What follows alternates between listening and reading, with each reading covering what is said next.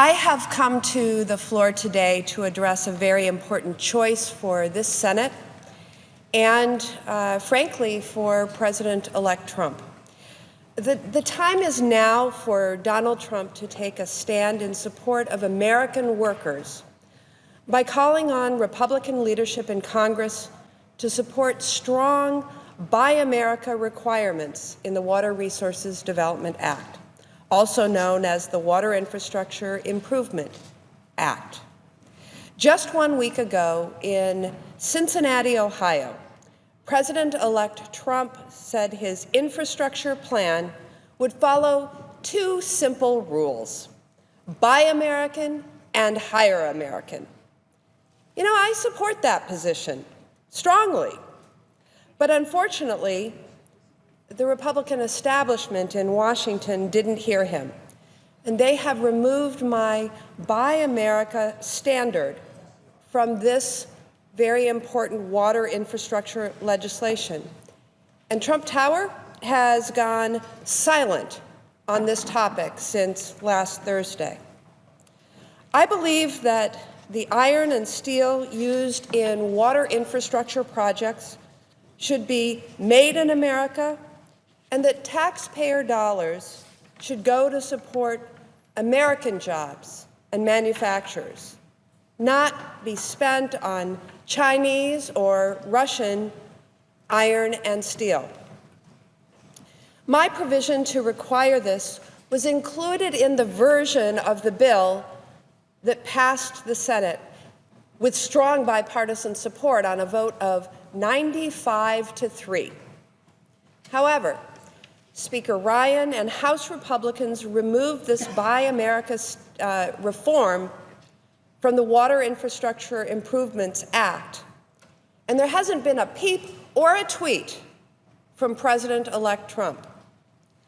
It's clear to me, and it should be clear to President-elect Trump as well, that congressional Republicans are allowing corporate lobbyists working on behalf of companies who import steel from Russia and China to write the rules in Washington. Importers of cheap foreign steel from China and Russia have sought to eliminate or loosen these rules for their own benefit.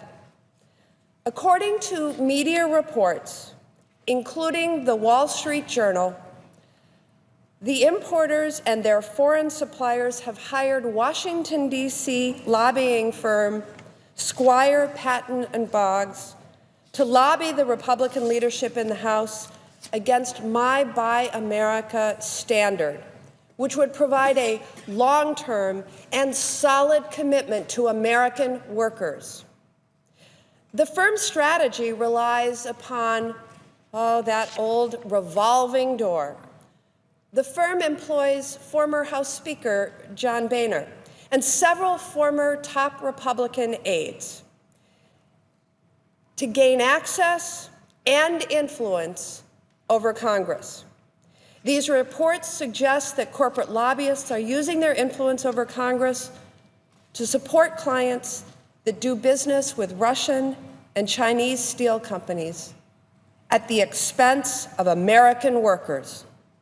And that's why I'm calling on President-elect Trump to turn his words in Cincinnati, spoken just a week ago, to action, and to join me in demanding that Republican leaders in Congress restore our strong Buy America standard in the final water infrastructure bill.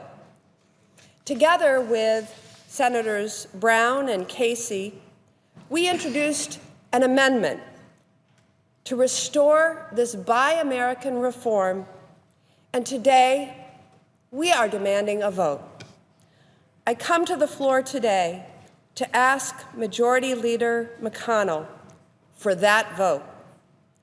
American manufacturers and steel workers, like the men and women at Neenah Foundry in Wisconsin, who help build our nation's water infrastructure, support our amendment, and they deserve a vote and a solid commitment from us on a strong Buy America standard.